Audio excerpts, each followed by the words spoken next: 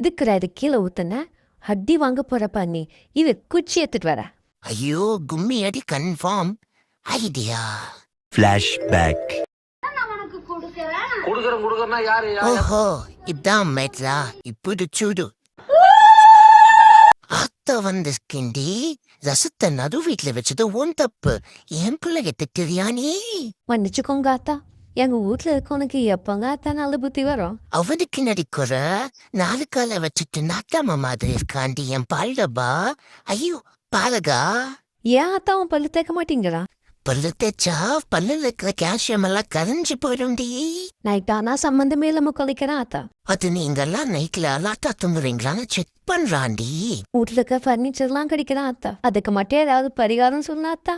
4 leg piece, 2 அவுச்ச முட்டை, 3 chicken சாசேஜ வாங்கி நடு வீட்டுல வச்சு திரும்பி பார்க்காம போடி. அவன் கிடைக்கிறதையே விட்டுடுவான். ஆத்தா கடைசியா ஒரு சந்தேகம்.